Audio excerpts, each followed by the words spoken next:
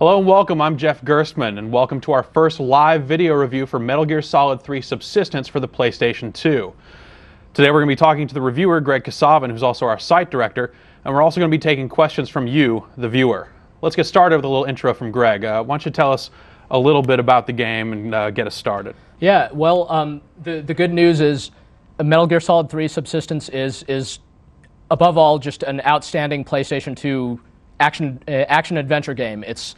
It's of course based on the game that first came out in 2004, but it turns out to be just a lot more than that because they took the 2004 game, which many people still hold near and dear as one of the best PS2 games out there. They added a pretty fundamental change to the way that game plays, and then just lumped a whole bunch of other really cool stuff on top of it, most notably being this online mode, which is like a whole separate game. In fact, it's on its own separate disc and everything. It kind of reuses some of the characters and mechanics from Metal Gear Solid 3, but it's its own online game with 5 different modes of play, and it's really cool in itself. It's a totally new experience for Metal Gear fans because you know, if you've been a fan of the Metal Gear series for a while, you're not a fan of it because you've had any kind of multiplayer experiences. This is really the first time that there's a competitive aspect to the game, but it's a really great start for what's probably going to become a staple of the series going forward. And it's also just a really fun component of the game. And then even on top of that, there are all these other new extras which are really solid and just bring out a lot of the best aspects of the game, even more so, because you can now go back and fight a lot of the bosses out of order and just under special conditions and get the most out of the best action sequences from the game.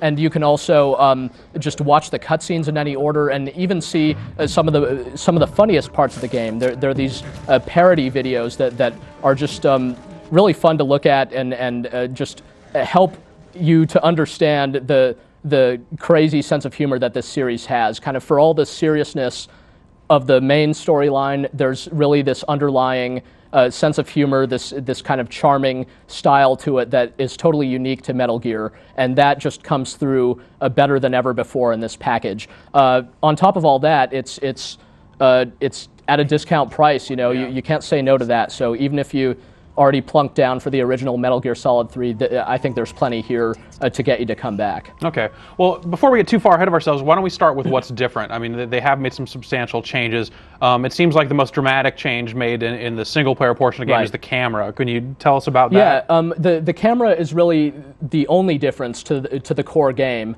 They took the 2004 game and added a new default camera control to it. So whereas before you ran around kind of from this top-down overhead view, now you have a full kind of third-person camera which you could rotate using the right analog stick. We could actually dive right in and show a bit of it now.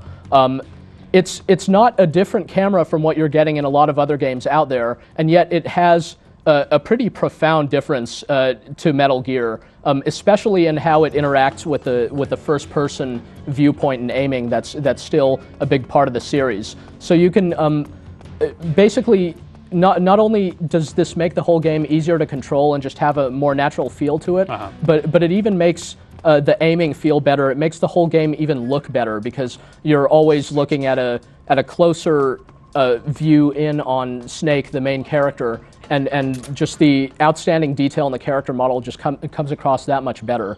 So it sounds pretty dramatic. Yeah, it really is. I mean, it's not dramatic if you take it out of context and just kind of look at it, but it's reason enough, as mentioned in the text review, it's reason enough to go back in and play through the whole game again and just feel like it's a pretty different experience. So here it is in practice. Here's the regular camera. Here's how the old Metal Gear Solid was. Here's me messing around with the right analog stick. But if I press in on the right analog stick, now I switch to the new default camera, and that's what the right analog stick does now. So I can do stuff like this now and see kind of enemies coming around. Around corners and stuff. Yeah. Exactly. It just gives you more tactical awareness, and like I said, it just even looks better because this is how it is before. You're just looking at the top of Snake's head. But as you know, as you can see, the graphics in this game still really stand out. I mean, it's one of the best-looking PS2 games around, and when you're running around like this, it's just that much more natural to then switch to a first-person viewpoint and aim and shoot that way. Cool. Well, why don't we get right into questions from our viewers out there? Remember, keep on sending those in, and we're going to get to them. Our first question comes from Don in California. A question about the multiplayer. Wants to know, how balanced are the commanders? Some of the characters from the story appear in the multiplayer. Are they balanced in there? How does that operate? They are balanced. Basically, you can play as one of 3 factions in the multiplayer, and each of the factions has a different leader character. So for example, Ocelot is the leader of the Ocelot unit, the guys in kind of the black hoods with the red berets. Right. Like Ocelot's special ability, if you're like the highest ranked player on that team, you could play as Ocelot, and he has his like reflective gunshots, so you could bounce your shots around corners. So that's something that's really going to take a lot of skill to use.